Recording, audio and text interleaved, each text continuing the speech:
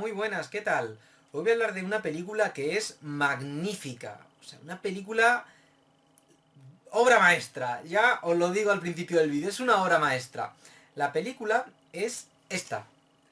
Cuentos de la luna pálida de agosto, de Kenji Mizoguchi. Kenji Mizoguchi. Cuando se habla de cine clásico japonés, el primer director que se suele mencionar es Akira Kurosawa. Y es normal. Akira Kurosawa era un director que, vamos, su importancia es... vamos, su importancia ya no solo dentro del cine japonés, sino del cine a nivel internacional, a nivel mundial, es impresionante. Pero digamos que además de Kurosawa, había otros dos directores de esta, vamos, coetáneos de su misma época, de los años 50, 60, que eran igual de importantes que Kurosawa. Eran Yasujiro Ozu, el director de la magnífica El sabor del sake, y también Kenji Mizoguchi. Es decir, digamos que Akira Kurosawa, Yasujiro Ozu y Kenji Mizoguchi eran algo así como los tres pilares básicos del cine japonés, o mejor dicho, los tres directores, la santísima trinidad del cine clásico japonés, o mejor dicho, la santísima trinidad del cine japonés, porque su importancia ha sido tal que hasta el momento aún no han sido igualados, vamos, eso está por determinar, el futuro es incierto, pero vamos, estos tres directores son los más importantes de la historia del cine japonés, son los tres pesos pesados, vamos. Ha habido otros grandes directores como Seiyon Suzuki y tal, o Mikio Naruse, pero estos tres directores, vamos, no tienen parangón. Y bueno, Kenji Mizoguchi pues es un director que hizo películas pues, como las de Kurosawa y Yasujiro Ozu, obras maestras absolutas. Tenía un estilo único y característico, era todo un autor. Vamos, y digamos que la mejor película, objetivamente hablando, de Kenji Mizoguchi, la que suele ser más alabada por la crítica especializada y tal, es la del Intendente Sancho. Es como cuando se habla de Kurosawa. ¿Cuál es la primera película que se suele mencionar de Kurosawa cuando se habla de este director? Pues suele ser Los Siete Samuráis. Pues de Kenji Mizoguchi la primera que se suele mencionar es la del Intendente Sancho, que fue la primera que vi además de este director. Pero a mí la que más me gusta de este director, de Kenji Mizoguchi, es la que voy a comentar hoy en esta video review, la de Cuentos de la luna pálida de agosto. Me parece una película soberbia, vamos, magnífica, es impresionante, vamos, impresionante. Y bueno, os voy a leer la sinopsis y a continuación pues os cuento mis impresiones sobre la película. Bien, Japón, siglo XVI. Durante la guerra civil, los campesinos Genjuro y Tobei pretenden hacer fortuna. Tobei como vendedor y Genjuro como samurái. Los dos llegan a las inmediaciones del castillo de la princesa Wakasa, donde Genjuro se convierte en su amante. Por otro lado, Tobei se enamora de otra mujer. Con el tiempo, descubrirán que la princesa es en realidad un fantasma, ya que fue asesinada, mientras que el amante de Tobei fue violada y llevada a un burdel. He de decir que he detectado que en esta sinopsis hay pequeños fallos. Es decir, eh, Tobei es el que quiere ser samurái y Genjuro es el que quiere ser vendedor de cerámica, de vasijas. Pero en esta sinopsis se intercambian los nombres. Pero bueno, en esta película el argumento es lo de menos. De hecho, en la sinopsis os cuentan media película, en la sinopsis que os acabo de leer, que igual decís, joder, Mustancillo, que me nos has contado aquí media película. Pero es que esta es de esas películas que hay que sentirlas, que la historia es lo de menos. De hecho, si la historia fuera lo más importante, yo no la habría visto tantas veces. Más que la historia, lo que importa es el mensaje y las sensaciones que transmite esta película. Unas sensaciones impresionantes, es decir, voy a hablar de estas dos cosas, tanto del mensaje como de las sensaciones que transmite la película, ya que estoy. Vamos, improvisación a tope en estas video reviews. Aquí, esta vez no me he hecho ni chuletilla, vamos. Yo en las video reviews no me hago guión, son totalmente improvisadas, y a veces me hago una chuletilla para no irme demasiado por las ramas. Pero esta vez ni eso, esta vez improvisación a tope.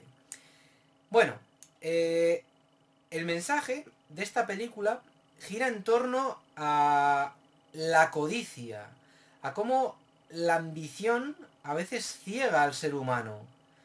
Uno de los aciertos de esta película es el hecho de que esté ambientada en plenas guerras civiles, en ese periodo convulso, antes del periodo Tokugawa, de la historia de Japón. Vamos, antes de que, digamos, que gobernara Tokugawa, pues Japón estaba en una época en la que las guerras civiles eran prácticamente continuas, vamos, había guerras, era el pan de cada día.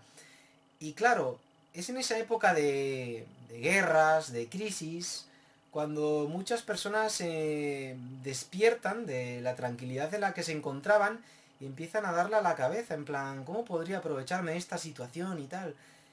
Y ahí vemos a los dos protagonistas de esta película, es decir, Tobei pues sueña con ser un samurái, aprovecharse de que hay tiempos de guerra para ver cómo puede, yo qué sé, pues aprovecharse de que un samurái de renombre ha sido rendido para él aparecer en ese momento, darle el golpe de gracia y llevarse toda la gloria, vamos. Sueña con eso. Y luego Genjuro, en vez de centrarse en su familia y tal, pues como que, vamos, en su negocio, que de hecho es un personaje que trabaja ahí en una aldea y tal, y se va a una ciudad a vender las vasijas y le va bien, y claro, le llega un punto en el que le va tan bien vendiendo vasijas que pierde el norte. Pierde el norte y además conoce a una princesa y es entonces cuando empieza a írsele más la cabeza, en plan, oh, ¿hasta dónde podría llegar con mi negocio? Con esta princesa tan bella y tal. Y eso es un poco el mensaje que lanza esta película. Esa. Cómo gira en torno. Los hechos que acontecen a lo largo del film. Cómo giran en torno a la codicia. A cómo esta ciega al ser humano. Cómo puede acabar de mal una persona por dejarse llevar por este pecado. Y me encanta también el personaje de... Los personajes por eso son muy humanos. Son muy humanos, muy codiciosos y tal. Y me encanta el personaje de la princesa. Es decir, la actriz que la interpreta es impresionante la actuación que hace. Porque yo la estaba viendo y parece que estás viendo un fantasma. Cómo se desliza a través de la pantalla. Esa elegancia, es impresionante. Y cómo a veces atraviesa una zona... O sea, vemos su rostro. Es un rostro como angelical, sereno. Y luego atraviesa una parte del escenario que está ensombrecida. Vemos como las sombras la cubren por completo y cuando sale de esa zona ensombrecida, vemos como su rostro parece el de un demonio. Un demonio que trata de seducir al protagonista, a Genjuro.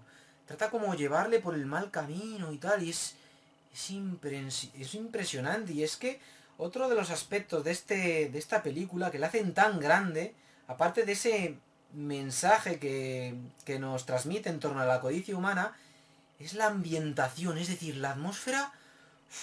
Bueno. Es que es...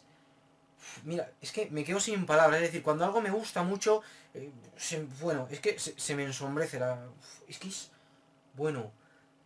Es decir, por eso esta es mi película favorita de Kenji Mizoguchi, porque a mí lo que más me gusta de una película es la atmósfera, es decir, la capacidad que tiene la película de envolverme a través de cada uno de sus planos y hacer como que me atrape, como que si lo que estuviera viendo en pantalla es un sueño y al terminar de verla, como que me cuesta volver a la realidad, en plan, Dios, no he visto una película, no he sido un observador, he estado dentro de la película, la he vivido, me ha atrapado. Y es decir, esta película tiene una cosa que me encanta y es la niebla. Es decir, si una película tiene en sus planos niebla, a mí ya me ha ganado. Es decir, ya me ha ganado. Por eso me gustan mucho las pelis clásicas de terror. Porque tienen una atmósfera así como fantasmagórica que me atrapa. Es como si la niebla saliera a través del monitor y me cogiera ahí, y me metiera dentro. Y yo me dejo llevar gustosamente. Es increíble. Es decir, hay un momento de esta película que es cuando dije, ya está. me encanta. Hay un momento y es cuando vemos como una canoa surca un río y vemos como la niebla lo cubre todo en ese río y vemos esos planos en los que la niebla dibuja unas figuras abstractas en el cielo que son... Bueno. Es que son impresionantes, es decir, impresionantes. Decía un director de cine, no sé si era Max Ophuls, creo que era él el que lo decía, que hace una película buena o mala. Es decir, una persona puede decir, esta película me encanta, pero otra puede decir, pues a mí no me gusta nada. Pero objetivamente hablando, ¿qué hace una película buena? ¿Qué hace que haya gente que aunque una película no le haya gustado, le tenga cierto respeto a esa película? Decía Max Ophuls que esto es los planos que componen a la película, la calidad de los planos. A uno le puede aburrir una película, pero muchas veces no se atreve a decir que es mala. Y eso es porque queda embelesado, aunque sea a nivel subconsciente, por la calidad de esos planos. Y esta película le pasa eso. Es decir, yo he conocido gente que me ha dicho que, poquita gente, todo se ha dicho, que esta película pues le ha aburrido porque es una película así muy contemplativa, con un ritmo muy pausado, pero aún así no se atreven a decir que es mala, ¿no? De hecho, reconocen que es una gran película. Y es que es una película que ya digo, a mí me encanta en todos los sentidos. Es decir, me fascina, me parece, tanto objetivamente como subjetivamente hablando, me parece una obra de arte, una auténtica obra de arte. Y es que esa atmósfera, esos planos, increíble, cómo la iluminación juega un papel esencial en esta película y cómo a veces, a pesar de estar viendo escenas bien iluminadas, no sabemos si lo que estamos viendo en pantalla es real o mentira. Es decir, no sabemos si lo que estamos viendo en pantalla son imaginaciones de Genjuro, de, de si esa princesa con la que interactúa es real o si es fruto de su imaginación. Y, y es que, como he dicho antes, la actriz que interpreta a esta princesa es impresionante. Yo la estaba viendo en pantalla y digo, no, esto no es una actriz, esto es un fantasma. Esta película, y aparte, es que la estaba viendo y la estética de la película, la calidad de los originales de esta película. Al no estar en calidad Blu-ray, en alta definición, enfatizaba en esa sensación que tenía viéndola, esa sensación de esta película parece que fue filmada hace siglos.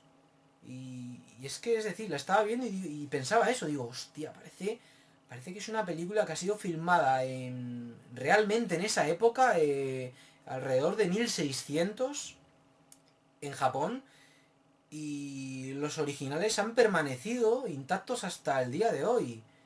Y por eso me gusta mucho que algunas películas, por eso me gusta mucho ver algunas películas con esa calidad de imagen añeja, no en alta definición, porque a veces pienso que la alta definición mm, elimina esa magia, ese punto de, wow, estoy viendo una película que parece que sí, es una película clásica, pero no solo es una película clásica, sino una película que parece haber sido filmada hace siglos. Y pienso que a veces la alta definición quita ese puntito, vamos, esa sensación que hace que pensemos eso.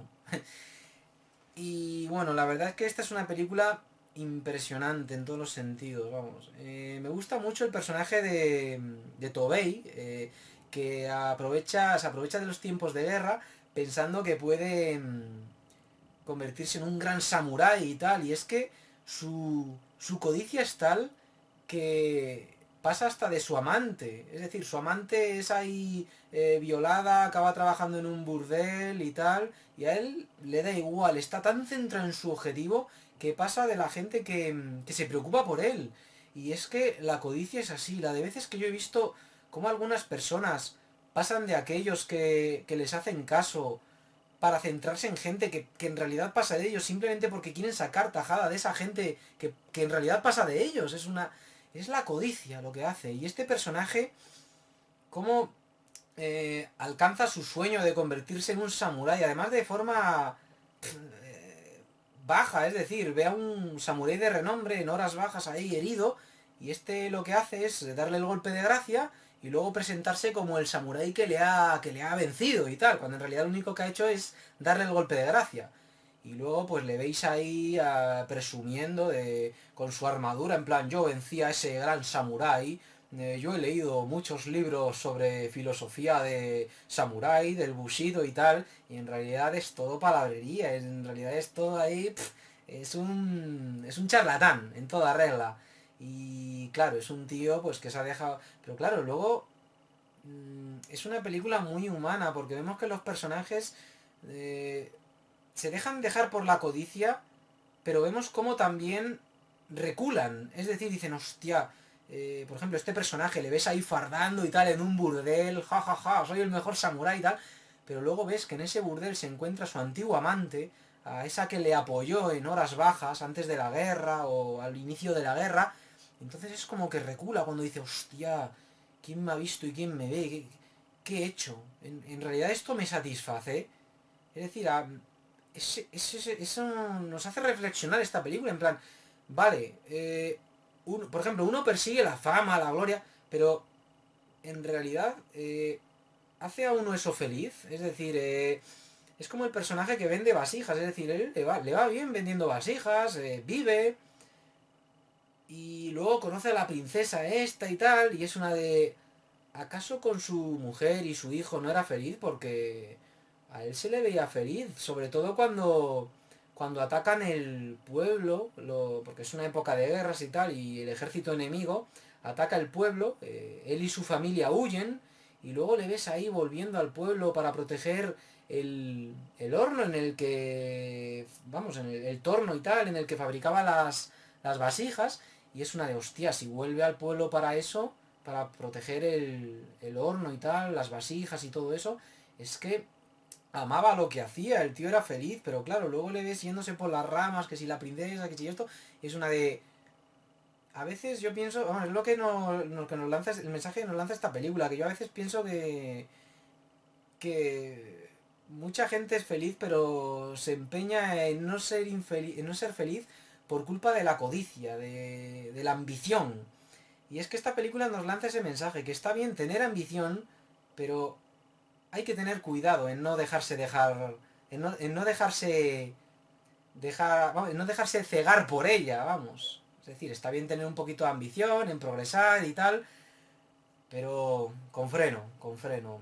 Y me parece un acierto que se ambiente en época de crisis, de guerra, porque las épocas de crisis están bien, porque hace que mucha gente despierte, digamos, ahora que hacen que mucha gente abra los ojos, que vea la realidad en la que viven con una mayor amplitud de miras y tal, pero en la época de crisis, es decir, es como un gusano cuando se hace capullo. Digamos que el capullo es la época de crisis.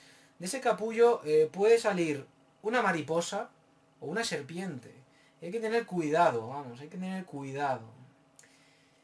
En serio, en esta película Kenji Mizoguchi se ganó todos mis respetos. Ya el intendente Sanso me encantó, pero es que esta película, ese final agridulce que tiene, uf, impresionante. Es decir, tiene un final agridulce que es... Y ese mensaje que nos lanza con... eh, es que no tengo palabras, en serio, es que es impresionante. Es decir, ese mensaje después de tiempos de guerra que al final es el pueblo el que hace que reconstruya, que todo se reconstruya ahí labrando los campos y tal. O sea, vemos ahí durante toda la película cómo el ejército arrasa con todo y tal, y luego ese plano final con el pueblo trabajando los campos, el niño mirando la tumba de su madre. Es un final agridulce, es decir, ha muerto la madre, ha habido destrucción, pero vemos al niño mirando la tumba y es como si Mizoguchi nos dijese, hay esperanza, todo está en el pueblo, es decir, no en los políticos, porque en esta película aparecen así generales samuráis y tal, y bueno, el que le da la armadura a Tobei solo hay que verle para ver que es un samurái, un general samurái corrupto, que le da la armadura en plan, "Ala, venga, que te tengan a ti como ejemplo, porque total, yo soy el que está en el poder. Es un final grandioso, en fin, es un final... sé que me cuesta... o sea, sé que me cuesta expresarlo con palabras, pero es que esta es de esas películas que se sienten. Es algo que me encanta del cine japonés, de las grandes películas del cine japonés, o mejor dicho, de las grandes películas en general, que son películas que no te lo dan todo mascadito.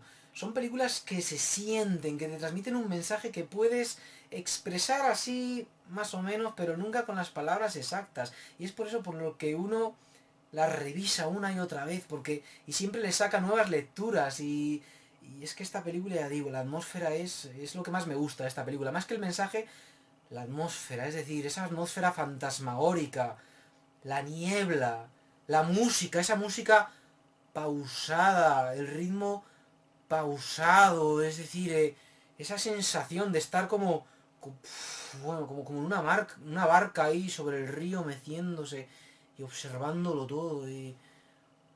Bueno, creo que voy a ir terminando esta crítica porque es que lloro, en serio, lloro, en serio. En fin, Kenji Mizoguchi. Pone aquí, el cineasta japonés amante del cine occidental. Grandioso, amo a este cineasta, es decir, Akira Kurosawa es mi cineasta favorito, pero Kenji Mizoguchi y Yasuhiro Ozu no se quedan atrás.